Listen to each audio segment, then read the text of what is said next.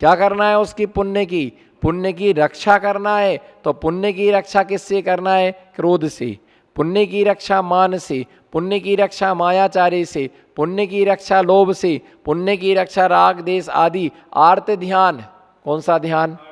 आर्त ध्यान, रौद्र ध्यान, आर्त ध्यान, रौद्र ध्यान, है ना, कलुषता, ईर्षा, मात्सर्य, ये जो दुष्परिणाम है, खोटे भाव हैं, अशुभ भाव हैं, इन अशुभ भावों से हमें अपने पुण्य की क्या करना है?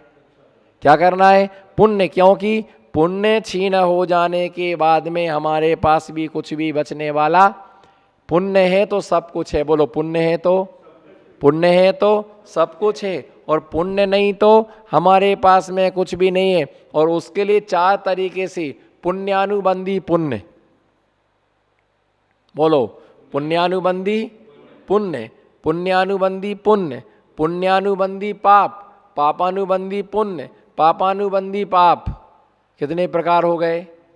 मुझे ऐसा लगता कि तुमने पहली बार सुना है। बोलो हाँ ना बोलो। पुण्यानुबंधी, जोर से बोलो, पुण्यानुबंधी पुण्य एक, पुण्यानुबंधी पाप, पापानुबंधी पुण्य, और पापानुबंधी पाप, है ना। देखिए, एक में पुण्य के साथ में पुण्य है। किसके साथ में? विचार करो। एक के साथ में पुण्य के साथ में पुण्य है, एक के पुण्य के साथ में पाप है, और एक में पाप के साथ में पुण्य है, और एक में पाप के साथ में पाप है। समझने का पुरुषार्थ करो। एक के पुण्य के साथ में पुण्य है, और एक पुण्य के साथ में पाप है, एक पाप के साथ में पुण्य है, एक पाप का पुण्य साथ दे रहा है, एक पुण्य पाप का साथ दे रहा है, और एक पाप का पाप साथ दे रहा है। तो पापानुबंधी पाप। तो पुण्यानुबंधी पुण्य का मतलब होता है कि पुण्य के उदय में पुण्य करना। क्या करना? पुण्य के उदय में। कैसे करना पुण्य? एक तो मनुष्य जीवन मिला तो पुण्य कर्म का उदय है। किसका उदय है? समझ में आ रहा ना? मनुष्य जीवन मिला तो पुण्य कर्म का उदय। अब पुण्य कर्म का उदय तो क्या करना? पुण्य कर्म के उदय। पुण्य का क्या करना? अगर ग्रस्त श्रावक हो, घर में रहने वाले हो, परिवार के बीच में रहने वाले हो, तो इन परिवार के बीच में रह कर के भी हमें क्या करना है? पुण्य करना है। तो प्रातः काल अपनी दैनिक क्रियाओं से निवृत्त हो करके, किससे? प्रातःकालीन वेला में अपनी शारीरिक दैनिक क्रियाओं से निवृत्त होकर के शुद्ध जल से स्नान करने के बाद कहाँ जाना? जिनालय में जाना। और जिनालय में जाकर के भगवान का अभिषेक करना। और ये नहीं कहना रोज रोज हम क्यों जाएं, क्या दूसरे क्यों नहीं जाते, क्या हमने ठेका लेकर के रखा है? भैया ऐसा नहीं, कोई व्यक्ति करे ना करे, पर हमें क्या करना है? इसमें कोई ड्यूटी नहीं। धर्म के कार्य में कभी भी ड्यूटी नहीं लगती है। किसके काम में ड्यूटी नहीं लगती है? कि जैसे मान लो साधु लोग हैं, है ना, महाराज लोग जैसे होते हैं, साधु लोग जैसे रहते हैं, महाराज लोग जैसे रहते हैं, तो उनकी ड्यूटी नहीं लगती है कि आज सामयिक तुम कर लेना, कल हम कर लेंगे। सोमवार को सामयिक मुनि महाराज करेंगे, मंगलवार को उपाध्याय जी करेंगे, बुधवार को आचार्य महाराज करेंगे, गुरुवार को छुल्लक जी करेंगी, शुक्रवार को एलक जी करेंगी, शनिवार को माता जी करेंगी, ब्रह्मचारी फ्री रहेंगे। ऐसा होता क्या? है ना, ऐसा कभी भी नहीं होता है ना। ऐसा क्या नहीं होता है? ऐसा कभी नहीं होता है। ऐसा, है ना, कभी भी सामयिक आदि में क्या नहीं लगती है? ड्यूटी नहीं लगती है। स्वाध्याय में कभी किसी की क्या नहीं लगती है? स्वाध्याय में ड्यूटी नहीं लगती है कि आज स्वाध्याय तुम कर लेना आज, है ना। इस प्रकार से रोज ये सामयिक स्वाध्याय प्रतिक्रमण दिगंबर मुनिराज की रोज की क्या है? चर्या है। तो पुण्य के उदय में पुण्य करना। मनुष्य जीवन मिला है, ग्रस्त है, तो अभिषेक पूजा पाठ। इसके अलावा अगर नगर में दिगंबर महामुनिराज हैं तो क्या करने का? क्या करने का? सबसे पहले अपने घर में रोज चौका लगाने का।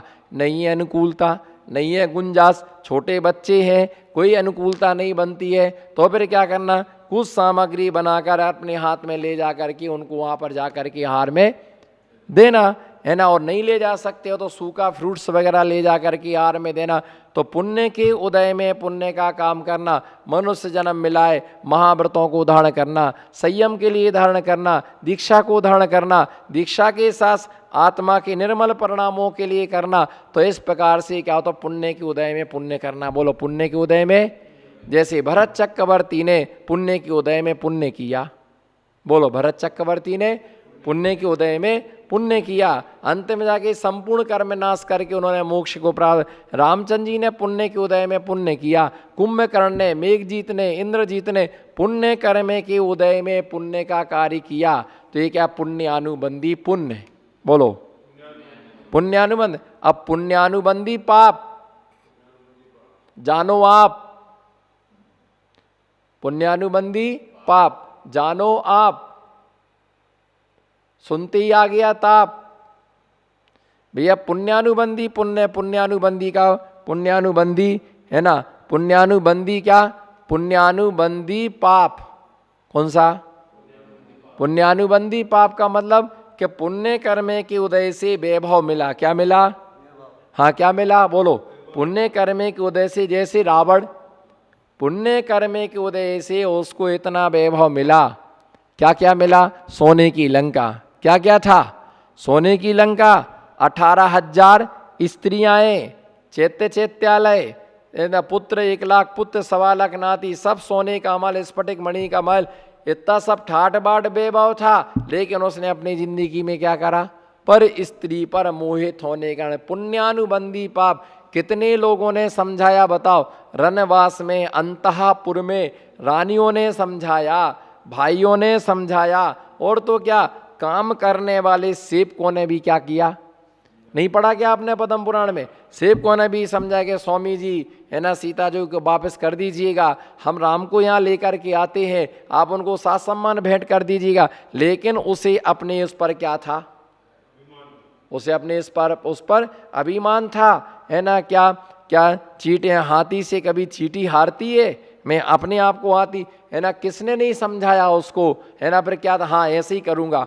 सब जब उसे रावण को समझाते थे तो क्या बोलता था, मैं ऐसे ही करूँगा। लेकिन बाद में क्या करता था, वो अपने मन की करता था, उसने किसी की नहीं सुनी। अंत में जाके क्या हुआ, बोलो क्या हुआ, एक बाण लगा, निकल गए प्राण, मर करके नरक में गया, हाहाकार मच गया।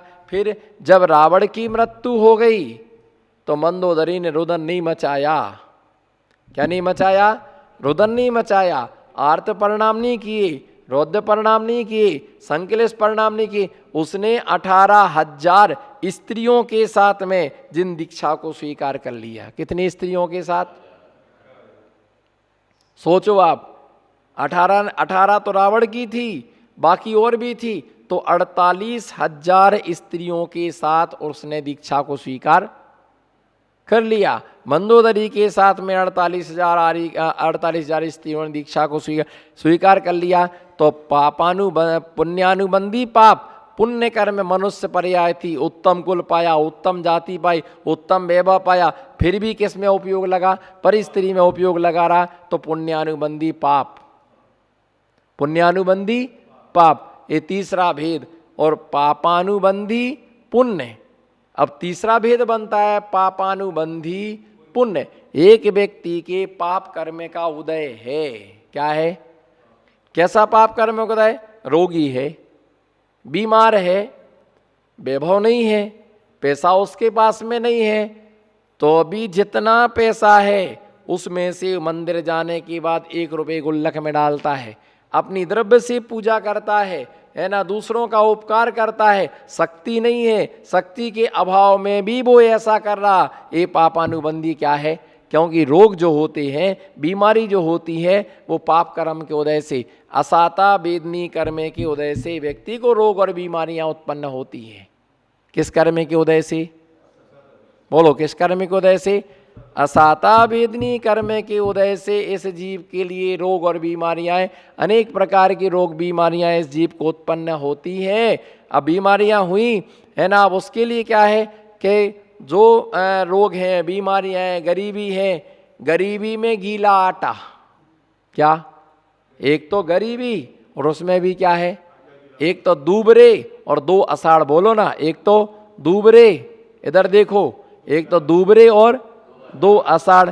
एक तो अंधेरे और अंधियारे में दौड़ रहे, एक तो आंखों से अंधे और अंधियारे में दौड़ रहे, ना टकराएं तो टकरा जाए। एक तो करेला और ऊपर से नीम चढ़ी। बोलो ना, हंस के बोलो ना, एक तो करेला और ऊपर से नीम चढ़ी। अब बताओ, एक तो करेला है और ऊपर से क्या चढ़ी हुई है ना। तो भैया ये ध्यान रख करके चलना कि ये जो है पापानुबंधी पुण्य, एक तो व्यक्ति क्या दुखी लेकिन फिर भी पुण्य करता है, इसका नाम क्या, पुण्यानुबंधी, पापानुबंधी पुण्य, है ना। पाप के उदय में पुण्य करना। और जैसे मान लो कोई अंधा व्यक्ति है तो पाप कर्म का उदय, फिर भी वो किसी मुनिराज की आहार देखने जा रहे, पुण्य है, तो पापानुबंधी पुण्य। और एक पापानुबंधी पाप क्या है, बोलो, एक क्या है, पापानुबंधी पाप। तो पापानुबंधी पाप में क्या होता है कि एक तो बीमार है, क्या है, बोलो, एक तो बीमार है और एक गरीब है और अमीर आदमियों से ईर्ष्या करते हैं। एक तो वैसे ही रोगी है और दूसरे क्या है, और लोगों को गाली बकते हैं, है ना, हिंसात्मक भाव बनाते हैं, दूसरों को परेशान करते। एक तो दरिद्री है, गरीब है, पाप कर्म का उदय। बोलो, गरीब है, पाप कर्म का उदय, और ऊपर से चोरी कर रहे। गरीब होना पाप है और चोरी करना पाप पर पाप है। किसी का जेब काटना, किसी को मारना, किसी की वस्तु छीन करके खाना। अगर तुम किसी की वस्तु छीन करके खाओगे तो क्या तुम्हारा पेट भरेगा क्या, बोलो। छीन करके किसी की वस्तु यदि तुम लेते हो तो उससे किसी का पेट भरने वाला नहीं है, उससे किसी को शांति मिलने वाली, उससे किसी को शांति मिलने वाली नहीं है, उससे किसी को सुख मिलने वाला नहीं है, उससे क्लेश ही पाओगे। क्या पाओगे, उससे क्लेश ही पाओगे। तो इसलिए ध्यान रख करके चलना, पापानुबंधी पाप क्या कर रहे, करना है, क्या करना है, पुण्यानुबंधी पुण्य, क्या करना है, पुण्यानुबंधी पुण्य करना है ना। और पापानुबंधी पुण्य, है ना, पुण्यानुबंधी पाप नहीं करना, पुण्यानुबंधी पाप नहीं करना और पापानुबंधी पाप नहीं करना। हाँ, पापानुबंधी पुण्य करना, पाप कर्म का उदय हो उस उदय में क्या करना, पुण्य करना, उसमें क्या करना, उसमें पुण्य। कसाय करके, क्या करके, कसाय करके अपने पुण्य की क्षति करना। किसी का क्या बिगड़ता, करो कसाय, बोलो, करो कसाय, बोलो, हाथ उठाओ, करो कसाय, चिल्लाओ, मारो, बोलो ना, चिल्लाओ, मारो, गाली दो, रोटी को फेंक दो, बर्तन को फेंक दो, कपड़े को फाड़ दो, चैन को तोड़ दो, है ना, टीवी को फोड़ दो, मोबाइल को कुचर दो, करो, करो, किसकी हानि, तुम कसाय करो तो मेरा क्या होगा, और मैं कसाय करूंगा तो तुम्हारा क्या होगा। तो भैया ये ध्यान रख करके चलना, जो कसाय करेगा वो पल पल पल अपनी पुण्य की क्या करता है, हानि करता है। वो अपने पुण्य की क्या करता है, हानि करता है। मालूम, मलाई में से घी निकलता है? आजकल तो घी दूध की इतनी आज़ादी हो गई है, इतनी आज़ादी हो गई कि लोग कीमत ही नहीं समझती। पहले जो महिलाएं हैं ना, घर में दूध आता था, क्या आता था, क्या आता था, घर में दूध आता था तो उसको, उसमें मलाई निकलती थी। ध्यान से सुनो, मैं बिल्कुल प्रैक्टिकल उदाहरण बता रहा हूँ। अब वो मलाई क्या निकलती थी, तो मलाई खाते नहीं थे, चम्मच से क्या कर लेते थे, एक कटोरी में, बोलो, एक कटोरी में मलाई को इकट्ठा कर लिया और 2 दिन और 3 दिन तक उस मलाई को क्या करते थे, रखे रहते थे। और जो थोड़ी भर गई कटोरी तो उस मलाई को कढ़ाई में डालने का और थोड़ा थोड़ा क्या तपा करके क्या निकालने का उसका। पर उस घी को निकालते थे तो क्या करते थे, बरनी में भर के रखते थे कि भैया घर का घी, क्या नाम उसका, घर का घी। तो जैसे उस घी को निकाल के रखते थे, उसमें जो मरी निकलती थी उसको फेंकते नहीं थे, क्या करते थे भैया, उसको क्या मालूम, जन्म जिंदगी में सुना ही, उसका नाम क्या है, मरी, उसका नाम क्या है, मरी। तो क्या करने का, उसमें शक्कर डाल करके और उसको खा लेने का, तो उसमें आनंद आता था। तो घी का घी निकल आया, मावा का मावा हो गया। तो ये ध्यान रख करके चलना, इस बात के लिए ध्यान में रख करके चलना कि जैसे उस घी को इकट्ठा किया उसे बर्बाद नहीं होने देते। इसी प्रकार से वो घी काहे के लिए निकाला? कभी घर में चौका लगे तो चौके में मुनिराज आदि के लिए सोले का घी, समझना, किसका घी? खुद नहीं खाते थे भैया, अपन तो बाजार का खा लेंगे, कभी चौके का सोले का मिलता नहीं मिलता, तो वो घर का घी कहलाता। इसलिए भैया घर का पुण्य, क्या? घर का पुण्य। अब जो तुमने पुण्य कमाया है वो किस में लगाना है? जो शुद्ध घी तुमने निकाला है दूध में से, मलाई निकाल निकाल के, वो किस में लगाया? चौके पर। तो जो तुमने पुण्य कमाया है उसे तुम मौके पर लगाओ। घी को लगाया चौके में और घी को पुण्य को लगाओ मौके पर। तो क्या करने का? साधु सेवा करने की, भैया वृत्ति करने की, है ना, पूजा आदि करने की, आहार आदि दान उनको देने का। तो ये मान के चलना पुण्य के उदय में पुण्य करना। बोलो, पुण्य के उदय में पुण्य करना, और पाप के उदय में भी पुण्य करना, लेकिन पुण्य के उदय में पाप नहीं करना। पुण्य के उदय में पाप नहीं करना। तीव्र पुण्य होने पर इतना नहीं।